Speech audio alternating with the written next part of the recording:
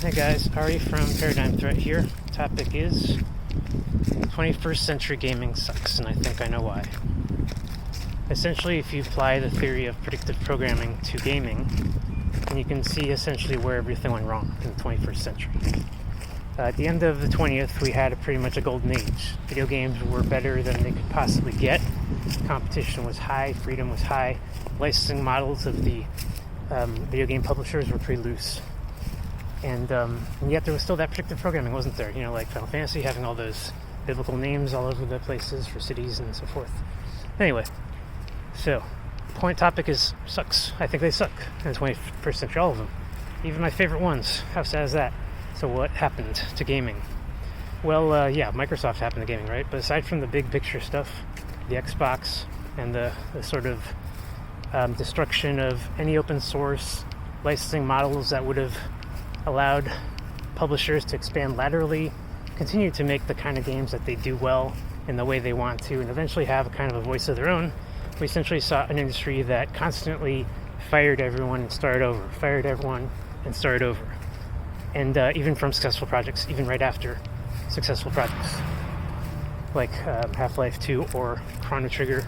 And every time you see this abrupt shift to new technology promising us more bits are better and so forth, and we knew even back then that some of it was a lie, but now that the dust has settled, what has really happened to gaming? Well, let's look at Nintendo. Nintendo came out of nowhere and insisted all these games and consoles should come out of Japan, when making video games was an international effort. Before Nintendo, we had Atari, right? And Atari was kind of like a little computer, and you could plug in your games to your console, pull out your keyboard, and start making your own. Publishing was different story. The Atari's engine wasn't that great, didn't have scrolling, but it was the birth of an open source free revolution. Then Nintendo came out with their console, and they provided side-scrolling in all directions at an accelerated rate. It's graphic acceleration, which I'm going to say basically essentially is what ruined the industry. Every time that they introduced a new way to accelerate graphics, they would introduce a new console. Boom. As if that was necessary. Why was it not necessary? What is the point I'm trying to make here? Well, actually, Nintendo could have decided to allow backwards compatibility in all of their consoles. Super Nintendo games could have been playable on Nintendo, and NES games could be played on Super Nintendo. All you would ever need is a little bit of an upgrade, like a little dock that you plug in. Of course, Nintendo made one for the Game Boy, but they never made one for their main consoles, for their main cartridges. Well, Sega did, so Sega is an example of people trying to do it correctly. The Sega Genesis was a very advanced model that had networking, if you can believe it, had internet. And it had a computer version. This is so important. It had a computer version of the Sega Genesis. One where you can type out your own code, when you can debug games that are out there, find problems with them. And you can learn how to be a game developer yourself just by owning one of them. It's only released in Japan. So something really bad happened to the Sega. They didn't get any good games, everyone knows that. And then they sort of fumbled over and over with their console releases. The Sega Saturn's the most infamous fumble, where people weren't even sure if it played CDs. And then the console after that, again, they had the 32-bit, they had the same problem, where people weren't sure it could play DVDs. And so the industry knew that they could use the advent of DVDs and CDs against these smaller players to drive them out, which is exactly what happened.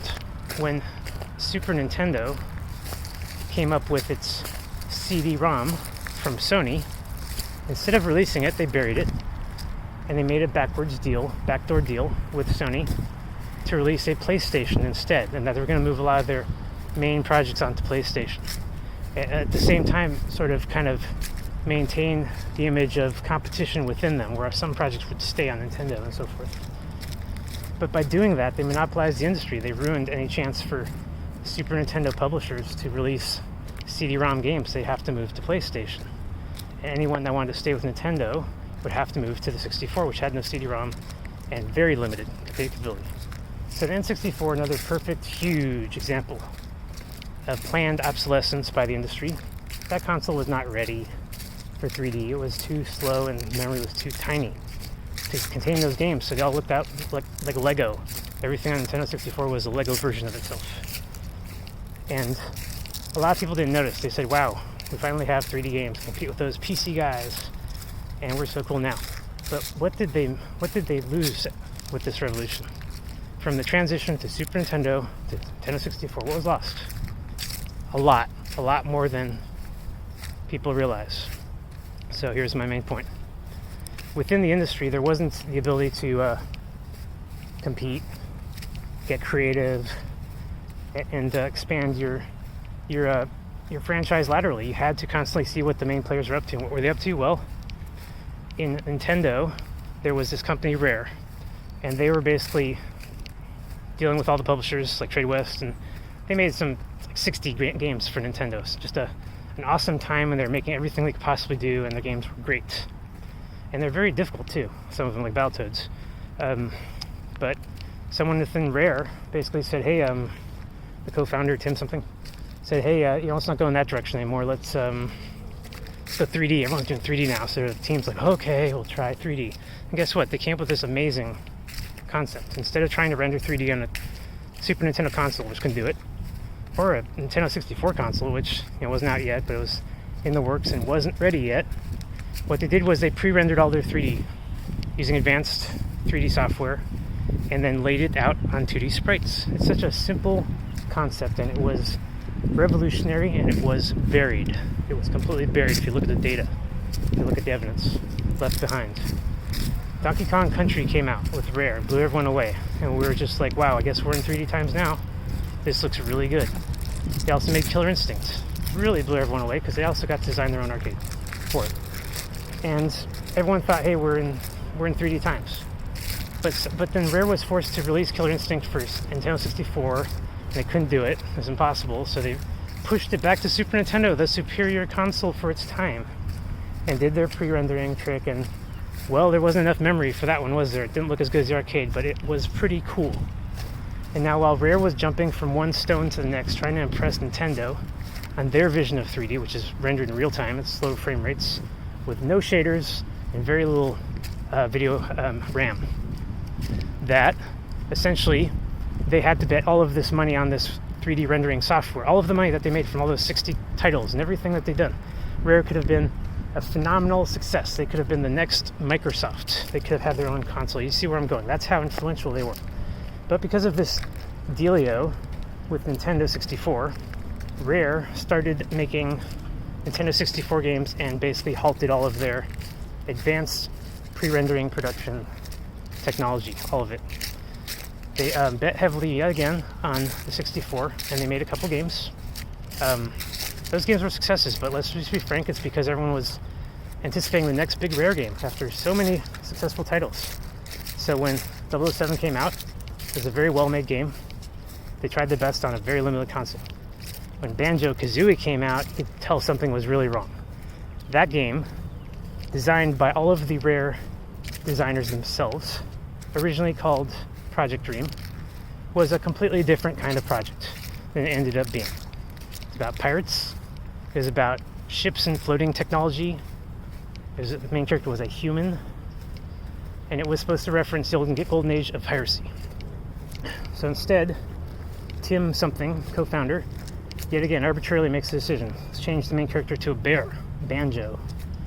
And no one can really understand why this is happening to Rare with their characters. Sure, they have animal characters in the past, but they wanted to make this game this time. They wanted to make something else. They have done stuff like this before. Are they supposed to be typecast into human animals? Is that it? No. They should have been allowed to make their own project, and they weren't. And the reason for that, the hidden hand here, was Disney. Now, how do we know that Disney was actually working behind the scenes this whole time? Well, because they bought everything in the end. That's one of the main ways. But to the point when Rare started acting like Disney, it was only a few years before they started working with Disney. So Tim and the rest of the leadership of Rare bent that company backwards, forced them to start making Disney kind of games for a whole new generation of kids, who then picked them up and said, this is my nostalgic favorite. I believe in this. I want to see more of these. But they didn't. The franchise bombed after a while. Didn't go anywhere. Just had some HD remix. You see the point. Rare went from a mountain to a molehill. They tumbled, and it was all because of Nintendo.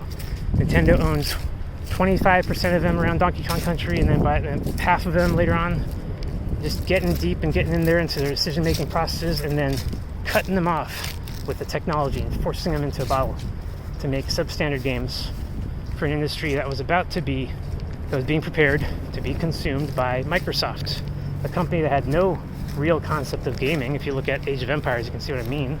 They don't know how to make games, and they basically shouldn't have made a console, but Nintendo set them up for it. So Microsoft took over, and at the same time that happened, we saw a big change in all of the franchises. Final Fantasy went from real awesome stories to kind of like a fantasy, pro demographic of the month, heavy influence on fantasy. Like, this isn't real, you aren't in a reality anymore kind of fantasy. When the original Final Fantasies were telling stories reflecting the history of Earth, serious stories about airships and mud floods, FF6, and you name it. Final Fantasy VII had it all in that game. So they went from that to telling terrible stories about, you don't know if you're in reality, and here comes a Morpheus character to save you and bail you out. And they just kind of stuck with their tropey fantasies from then on. So yes, they had a major effect on all games, all franchises. Everyone had to play by the rules. The new rules were set by Microsoft. Microsoft was always about controlling, and their history with software is horrible. They have a horrible history. What they did with Windows is well known. What they did with Internet Explorer isn't so well known. How they sort of cannibalized Netscape and destroyed it just so they could stay the number one browser. Well, they did the exact same thing with video games. They just cannibalized everyone around them, forced everyone into these obscene licensing models. And through that, they're able to see what everyone was up to all the time. What are you guys up to? What are you working on? Oh, Project Dream? Well, yeah, that reflects a little bit too much reality. We want you to work on fantasy. And that's where the influence comes in on video games. So just like movies, just like music, after 9/11, everything sort of shifted in a centralized, pro-corporate, singular narrative. And for people like me, it was really hard to swallow. I thought the games just started to suck. So I kind of didn't play for a long time. I actually stopped. And then I heard about Half-Life 2, and everyone was just like, play it. And I'm like, okay, well, I played it because it came free with my graphics card. I was completely blown away. I could not believe what kind of thing I was experiencing.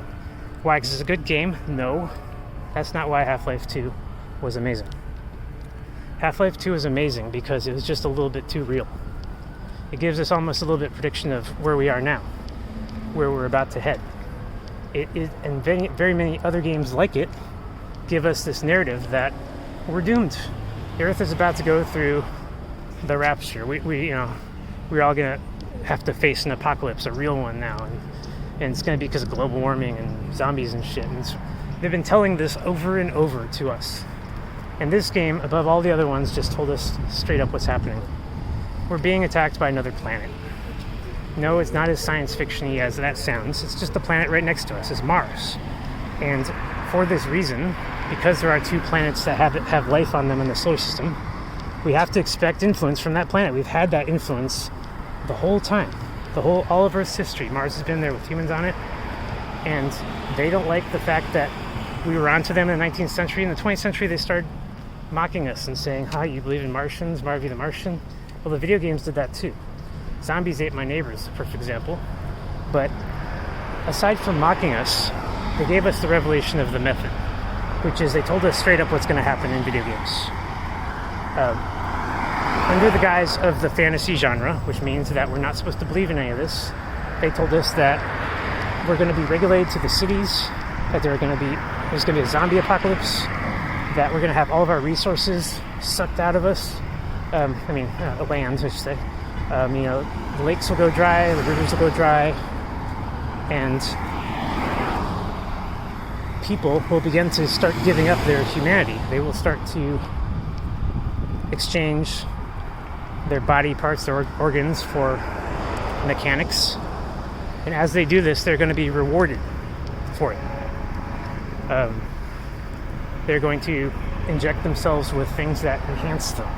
But by enhancing themselves, they're going to lose who they are and their humanity and essentially start to become machines. All of this was in that game. So what does it mean? Essentially, they were trying to prevent us from being aware of the plan by sticking all of these narratives in our movies, music, and video games and books. And because of that, 21st century gaming really took a nosedive. None of the games were any good. And I'm serious, I'm not joking around here. This is a guy from the 20th century, and you don't see that very often. Opinions from the 20th century. You see new, fresh opinions that come straight out of the N64 days, who are actually impressed by this garbage that comes out these days, and are okay every time they push the line and mutilate children and kill children and kill each other, and because that's what video games are supposed to be, right? You know, back in my day, there was no blood. And when they started adding blood to video games, it was a big deal. Now it's not. So we've come a long way, and we're basically ready to tear each other apart because of these goddamn movies, TV shows, and video games. And gaming is not going to get any better until we can remove the suppressive shackles of the establishment, who do not want us to tell any stories that go off their narrative about how we are doomed.